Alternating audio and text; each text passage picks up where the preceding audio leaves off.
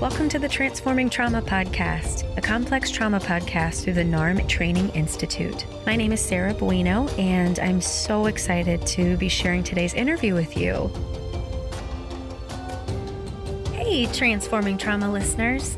Please join us starting in June for our online NARM training in learning how to transform trauma. This online NARM basics training is available for professionals working with clients or populations dealing with complex trauma. Now more than ever before, it's essential that we learn how to resolve complex trauma and support post-traumatic growth. NARM provides a relational approach to addressing the current COVID pandemic and tools to support healing in the aftermath of this collective trauma. If you're looking for more advanced training in complex trauma and are working in mental health, healthcare, education, substance abuse recovery, or allied fields, join us for this Level 1 NARM training to become a NARM-informed professional. For more information and to apply, please visit at www.narmtraining.com/online-basics. Today's guest is Bethany Saltman. Bethany is an author, award-winning editor, and researcher. Her work can be seen in magazines like The New Yorker, New York Magazine, Atlantic Monthly, Parents, and many others. Strange Situation, A Mother's Journey into the Science of Attachment was published in April of 2020 by Random House. This is her first book. Bethany is also a longtime student of Zen, and she's devoted to the fine art and game-changing effects of paying attention. She lives in a small town in the Catskills with her family. I hope you enjoy my conversation with Bethany Saltman. Hello, Bethany. Welcome to Transforming Trauma. How are you? I'm great, thanks. Thanks for having me. Yeah, well, you got introduced to me via our friend Brad Kammer, and I was so excited to hear about your book. And we'll get into all that. But first, the first question that we always ask on this podcast is, what do you hope listeners will get out of the episode today? I would hope that listeners would get some good reasons to stop shaming themselves. That is pretty much the NARM philosophy. So I think this is going to be great. Yeah, good. Yeah. So please introduce yourself. Well, my name is Bethany Saltman, and I am an author. I just came out with a book called Strange Situation, A Mother's Journey into the Science of Attachment, published by Random House April 21st during COVID. Mm-hmm. Yeah, so it's been quite a ride. I've been working on this book for 10 years. Wow. I've been saying that for a long time, so it's actually more than 10 years now. Wow. And I live in the Catskills of New York. I have a daughter who's 14 and a husband and two dogs. We just got a new puppy. And I did too. Really? Yeah. Not a puppy, but all dogs are puppies to me. Yeah. So it's a good time to be getting, more critters in the house. And I'm a longtime Zen student. Yeah. And remind me your connection with, how did Brad know you? Brad knows me through my therapist. Oh, wonderful. Yeah. Wonderful. Yeah. And he was saying that you're very aligned with the NARM philosophy. And I told you before we started the recording that I just listened to a podcast episode where you were interviewed about a lot of the stuff in the book. And I just kept hearing so much that was resonating with the NARM philosophy in there.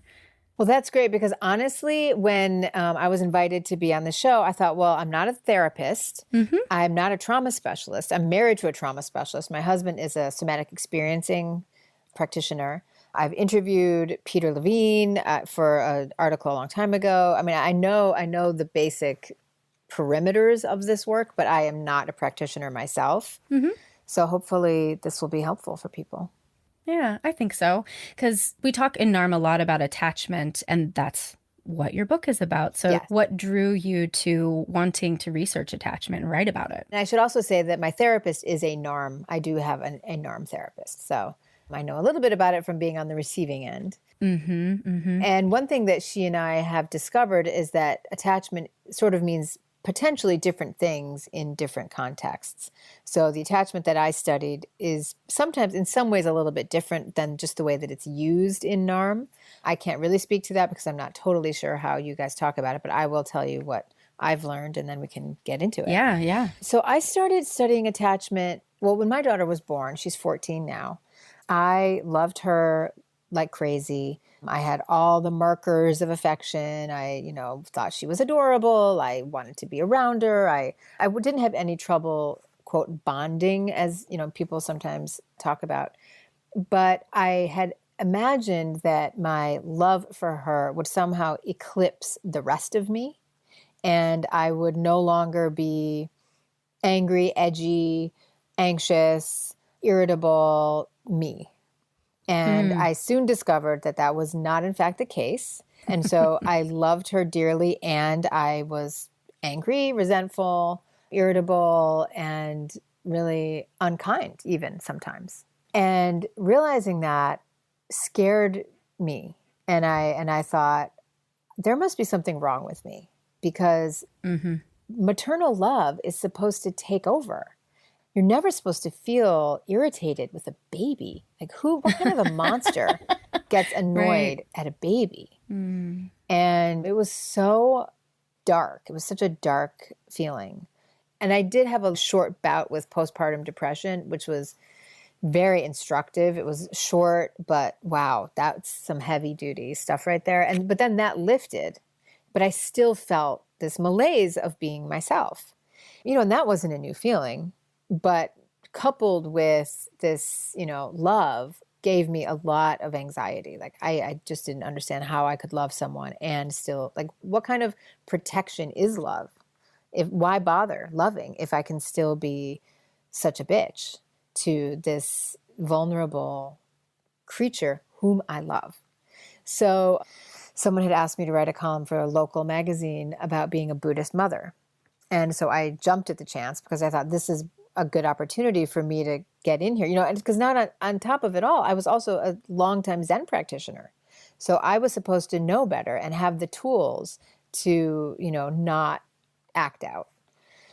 So in my writing, I started the column when she was 6 months old, when my daughter was 6 months old. And every month I had this incredible opportunity to sit down and try to reckon with the contradictions that I felt about being a Zen practitioner and all of the fantasies and idealization that go along with that, the spiritual bypassing, and the reality of what I was coming up against.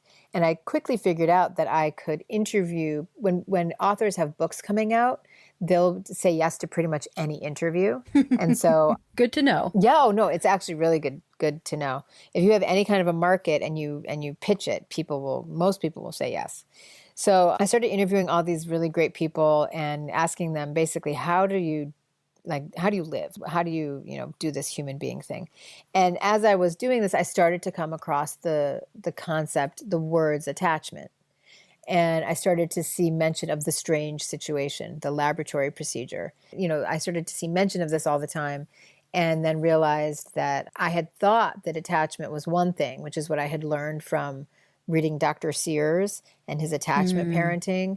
And then I started to see that there was this other thing about attachment that involved this thing called the strange situation. And I started to become very intrigued. And I realized that there was something more to it than what I had thought I knew from Dr. Sears and all of his checklist of behaviors that you need to follow in order to have an attached child, which now I know is utter rubbish, not true, harmful, shame-inducing. So that's one thing. And so the strange situation, I now know, it took me 10 years of trying to learn it, to understand it, not because it's complicated, but because of my own anxieties or attachment activation. Essentially, the strange situation is a laboratory procedure that Mary Ainsworth, who is a big part of my book, she developed in the 1960s after doing a lot of very intense qualitative longitudinal research in the homes between mothers and babies. So she would sit and watch, like Jane Goodall with chimps, mothers and babies, and watch what she called the critical situations of, she wasn't looking for behaviors. She wasn't looking for smiles or laughs or touches. She was looking at relational moments. And she first did this in Uganda, and then she did it in Baltimore with very small sample sizes, 26 dyads each in each location. And she started to notice the African babies and the American babies had a lot in common, most things in common. But one thing they didn't have in common was their propensity to use their mother as a secure base with her present. And she realized that part of that could have been because she was a very strange stranger in Africa, because most of these babies had never seen a white person. And so they were under stress. And so they used their parent effectively as a secure base. And whereas the largely white children in Baltimore were so familiar with someone like her, were so much more used to being left with a new person, that they didn't, perhaps this was her thinking, they didn't have as much stress, so they weren't exhibiting as much secure-based behavior. So she thought, let me take them into the lab and give them a teeny dose of stress and see if they use their mother as a secure base under those circumstances. So that's the thinking behind the strange situation. So what it is it's a 20-minute laboratory procedure between a baby and their caregiver. And it's a series of separations and reunions. It's used like an X-ray to look inside the attachment system to see how is this relationship functioning. Is it a securely attached relationship? Is it an avoidantly attached relationship? Or is it a resistantly attached relationship or ambivalent? And so, that 20-minute procedure has been tested tens of thousands of times around the world with pretty much every kind of baby and caregiver we can imagine in most countries. And it has really stood the test of time, not for everything. It's not a theory of everything, but it is an incredibly incisive and delightfully, compressed kind of look into this very complex and yet simple. It's an elegant formulation of how the attachment system works. And so I became completely obsessed with this laboratory procedure and the woman who created it. And I wanted to know, how would my daughter and I do in the strange situation? Yeah. And there's so much in there that I want to pull out. And I think just thinking about when you found the strange situation and you started to research it, I noticed in you, even just explaining it, kind of a light that turned on with this like, oh, I found this thing. Yeah. Did that change the way that you related to yourself or related to your child just by finding that? Oh, that's such a great question. That is the core, that is the whole point. And, that is what a secure base does. And Mary Ainsworth used the word delight as a technical term to describe what has to exist. Not all the time, not even most of the time, maybe 50% of the time, maybe less, but a child has to feel that they are being delighted in by their parent sometimes. And as adults, so that's what the secure base kind of does, that the child feels felt. How do we feel felt? We feel felt by an adult, a caregiver who feels themselves. And so this delight, if you can't delight in yourself, you can't delight in someone else. You cannot give what you do not have. And so the secure base concept is really lovely because, Mary Ainsworth, she had a rough go of it in relationships. She fell in love with someone who I don't think was that related to her. We don't know a lot about him, Len Ainsworth, but they ended up getting a divorce and she went into psychoanalysis. And it was in this experience of psychoanalysis that she started to feel her own secure base. The delight started to arise within her. And that's when she did her most productive work. She was in Baltimore. She really did this incredible work in the Baltimore study. And that's when she developed the strange situation. So it's a spiral.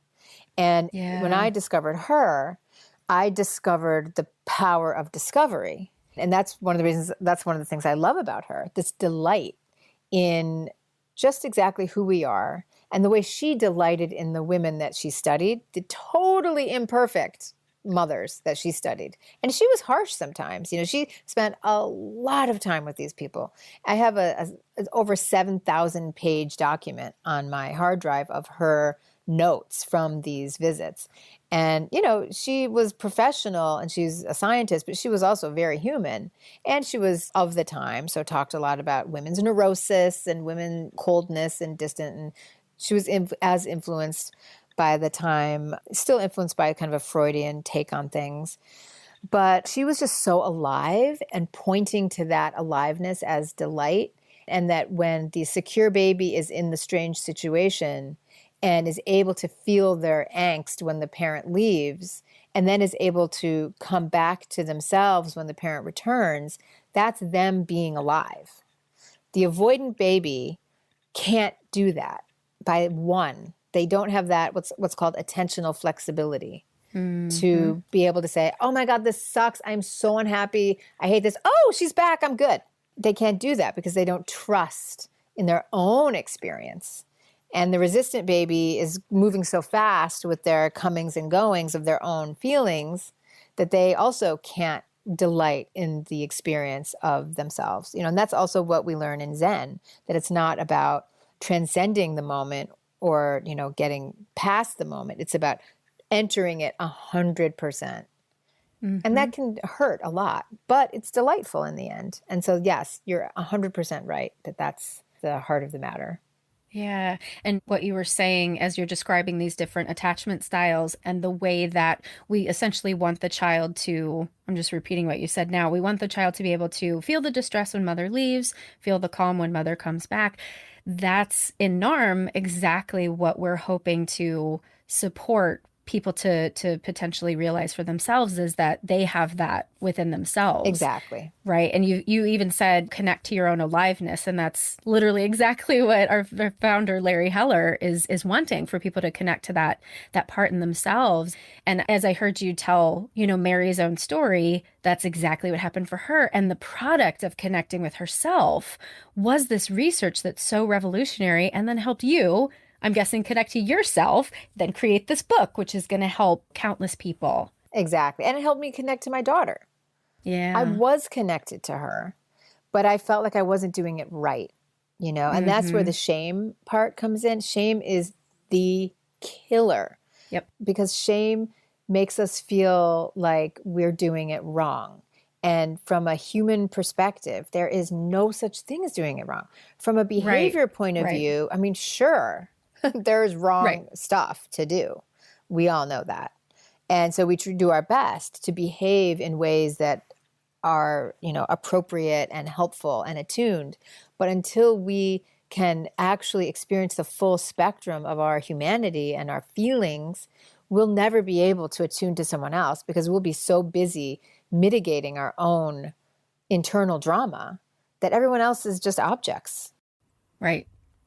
That we're projecting on. Exactly. I mean, I'm overstating it, but, from a patterns point of view, that is ultimately what happens. And what I've found that I've been able to give name to as a receiver of NARM, because I also have a NARM therapist as I'm learning the process. And what I found for myself is that shame sort of arises out of the judgment of whatever I'm feeling. And not only am I judging what I'm feeling, but I'm judging the judging of what I'm feeling. Totally. And so it's this compounded not rightness, exactly. which is exactly, like you said, Zen. I don't know much about Zen, but I know a little bit about Buddhism. And Buddhism is, we are this shiny diamond that we just need to uncover and meet where we are, instead of trying to resist what is. And that keeps us stuck in samsara, right?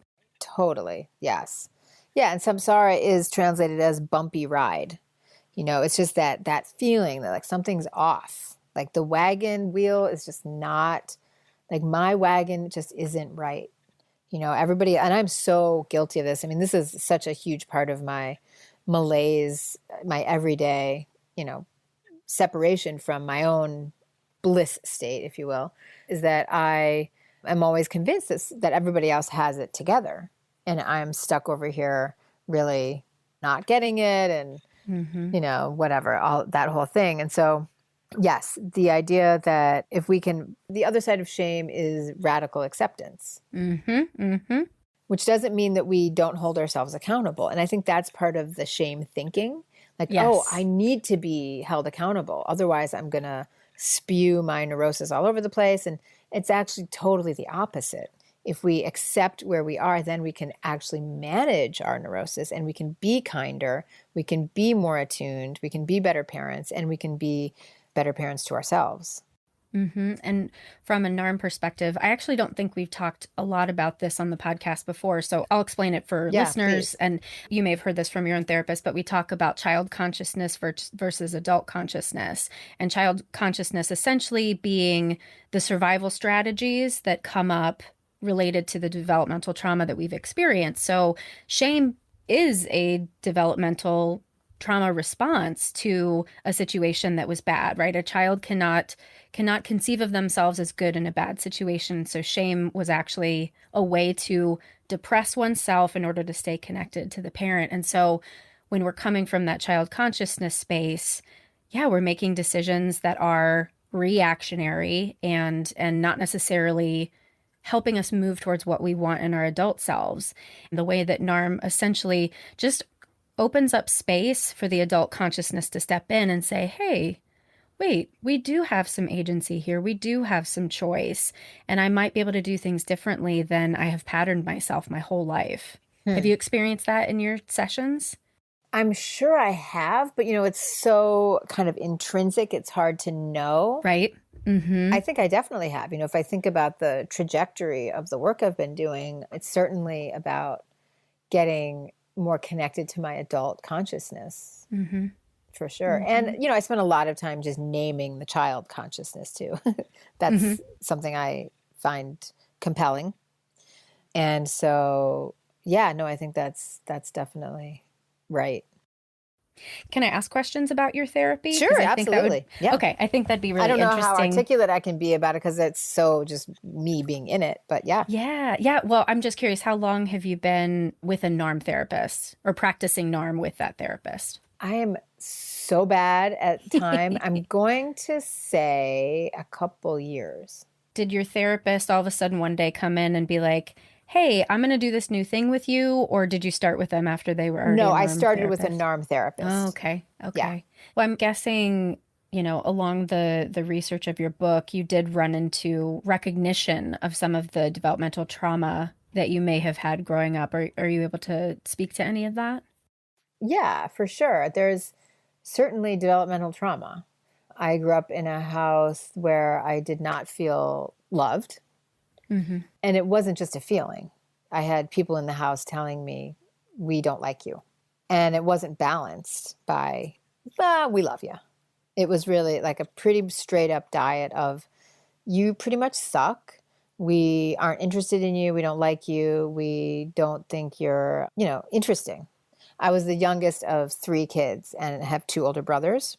And so that was, my parents never spoke to me that way, but my brothers did. All the time. And there hasn't really been a lot of work on sibling trauma. Right. Yeah. So I find that very interesting. And so, my parents, I believe that their mistake was just in not protecting me. But at the same time, I also feel when I meet other people whose parents were super enmeshed, I would prefer any day of the week to have had my experience where I was left alone. I was certainly neglected to some degree and unprotected, but I was also given a lot of confidence that I could handle it. And in fact, I did handle it. I am handling it still to this day, in fact. Yep. And that's a very agency-filled statement there. Right. Yeah, exactly. So, part of the work, my work in the attachment world and getting my adult attachment interview done and getting the results of that. And, I don't want to spoil it for anybody, but it changed everything about who I thought I was. To have a different view. Doing this work with attachment and developmental trauma, I don't use those words, but that's, to use your language, changed everything about who I thought I was. And that's really the story of the book. The science of attachment was my method of discovery, but it's about the power of being able to change our story. And we change our story by seeing our story, whether it's through NARM or Zen or studying attachment or whatever it is. We can't metabolize it or have mindsight around it until we are able to see it. And that's what a secure attachment helps us do. It doesn't mean we're always happy. It doesn't mean we feel good. We have great self-esteem. We don't make mistakes. But a secure attachment helps us have a value in relationships. A securely attached person values attachment. And we will fight for ourselves. And one of the things I've noticed with NARM too is that with the survival styles, we can sometimes be two sides of the same coin where I'm being told I'm not good enough. I'm either not good enough or you're totally wrong. And so if you're like fighting, that's the behavior. Either you're blaming yourself or you're blaming others, right? So fighting with self or fighting with others. But when you let go of that fight, that's where the adult consciousness comes in and you're no longer playing with that coin. Exactly. Yes, yes, yes. I think that's a process. Yes. Enlightenment is we've relieved ourselves of the burden of believing we're separate. I am nowhere near that. Like, I am totally over here still fighting for my life. Now, have I, come a long way? Do I have mindsight into my doing that, which slows it down? Definitely. Have I let go of it? No. Well, I think from a NARM perspective, it's just moments of that. Yeah, 100%. I hear that in everything you're saying, that you absolutely have, as you're saying, moments of mindsight. And that is, I think, the letting go. I mean, that's the Zen practice. Also, it's like, you spend 30 minutes on the cushion. It's not like you're ever going to spend 30 minutes in a state of intimacy with your thoughts, but you can have moments. And as you learn to sit and you develop concentration and learn, how to be facile with your thinking, you can have more and more and more thoughts. And then before you know it, you're sitting down for 30 minutes and you're actually very much at ease. Mm-hmm. And then you get up and you're angry again. But, it cooks throughout the day. It continues to cook us. That kind of letting go, if we're really letting go and not just avoiding, which is a very big if. Yeah, you said spiritual bypass earlier, right? Oh, yeah. Oh, yeah. Mm-hmm. I mean, Zen people are so avoidant. I can say that because I am one. We want enlightenment, right? Yeah, exactly. Well, enlightenment, AKA, I don't want to feel. Right. Which is a survival strategy. Right. Sure. Mm-hmm. Yeah. I have never really felt like I didn't want to feel. I think that's what I would call the blessing of my secure attachment, such as it is. I always was interested. I was always curious about, why do I feel this way? What is going on? Why am I, why are all my friends going to college and I'm sitting here smoking pot? Why am I, doing all of these behaviors that I don't see other kids my age doing? Why am I taking so many risks? Why am I such a delinquent? Why am I getting such bad grades? Why? And I was kind of curious about myself in a way. And I think that really saved me because I wasn't completely in it. I had some distance. I was watching. Mm-hmm. So you were born Buddhist, it sounds like. Kinda. Right? Kinda. I mean, in a way, I really thank my mother for that because she has that kind of mindsight and a kind of interest. And, other people in my family also. My dad's side of the family is very curious about states of mind. Mm-hmm. Because lots of people can be curious about, the news or, how you're going to succeed or external kinds of things. But to be curious about the self is a real gift. Mm-hmm. And that is one of the number one, I guess, tenets of a NARM therapist is to truly be curious about the experience of the client instead of making assumptions that we know about the experience of the client. And that's one thing that is truly very, very, a very different perspective. I mean, I think a lot of therapists generally probably recognize that, but NARM really hammers it into us like, you don't know. You don't know what the experience is like. You have to ask. We talk about it as having hypotheses. And what I have found in my practice of learning to be a NARM therapist is when I let go of the belief that I know, I'm sometimes really surprised by what the client says. Right. And that's giving them a lot more space to show up in the relationship rather than, as I've grown in this work, I've been a very codependent therapist and really wanting to give people something, like you're going to walk away and you're going to say I'm a great therapist and that's going to make me feel better about myself. And yet I am not necessarily always giving people the dignity of their own experience, their own awakenings, their own sufferings, all of it. And with NARM, sometimes my clients will get so mad that I won't tell them what to do anymore. And a space for your agency to arise. And then the struggle for folks who can't necessarily step into that yet, that's then the work that we get to do, which has been a different experience for me. Totally. Yeah. When I said that I thought sometimes my therapist is just saying that, I'm speaking to that thing that I know I don't know if guilty of is the right term, but something that comes up for me a lot, which is confidence. Like sometimes when she'll say, I'm not sure, but try this on. Is it sort of like this? She's always right.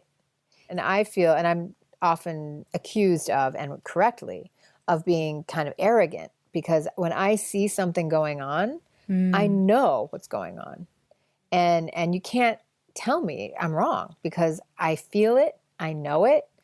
And that's a difficult thing to work with. Now, have I been wrong? Sure, I can be wrong about like the details and, but there are some relational dynamics or experiences that I feel so clearly, and it's not like a knowing, it's a feeling knowing. And so that gets really tricky, when I'm trying to be curious about other people and I'm trying to be curious about my own part in a dynamic or, this kind of knowing, and it's so un-Zen, like that is the opposite. In Zen, we're supposed to, just be always not knowing, and not knowing is most intimate. Beginner's mind. Exactly. And sometimes I feel like that's kind of the patriarchy telling me I shouldn't be listening to myself. And I don't know. It's a tricky one. It's a really tricky one for me. I come up against this a lot. I can relate to that personally. And from my developmental trauma experience, I have found it so difficult to trust so readily in my knowing because I was gaslit as a child, right? Everything's okay. It's not okay. It's not okay. Ooh. And even yesterday with my therapist, just kind of going back and forth with trusting this thing that I knew to be true and okay. So again, I think that's part of the survival style, right? That's how you've achieved who and where you are now today. Is really trusting in that for yourself. Right. It makes it difficult sometimes to be with others.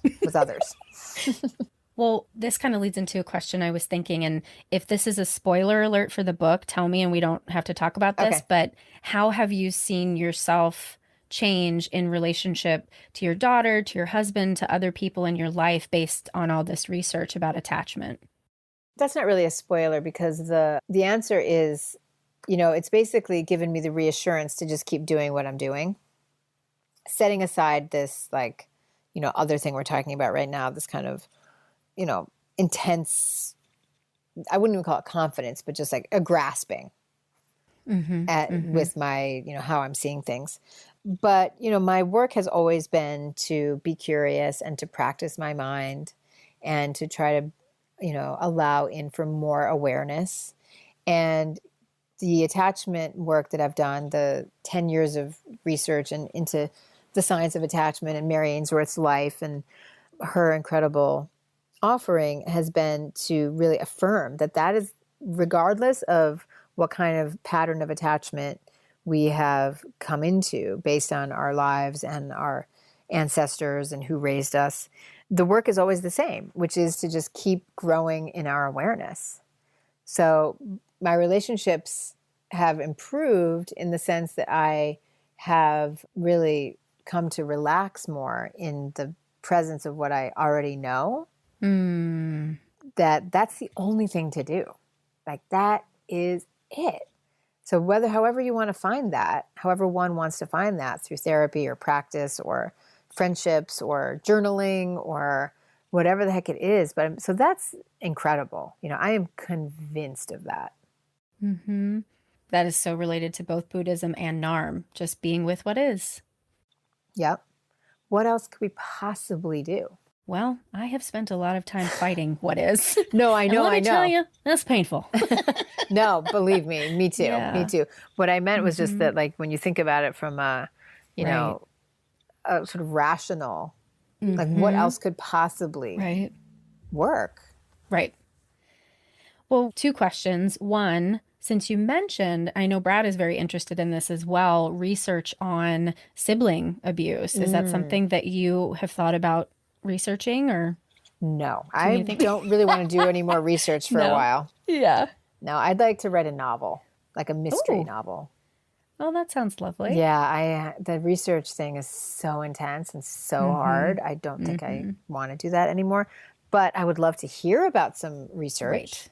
Okay. So if we find any, send it we'll along. Yes, I have been looking for this for many, many years, and there is very, very little. And, so, friends, if you're listening and you are a researcher, this is an area of study that it would pay off. Oh yeah, absolutely. Because I can't be the only person in the world whose primary developmental trauma, I think, is through how I was treated by my brothers. Yeah. I think you're exactly right. You are not the only one. But I'm not sure if that's exactly how, like, my therapist would frame my developmental trauma. It was probably a lot around my parents not stepping in or intervening. Right. And then I suppose the final question is just very open-ended, but is there anything that we didn't talk about that you want to make sure listeners hear?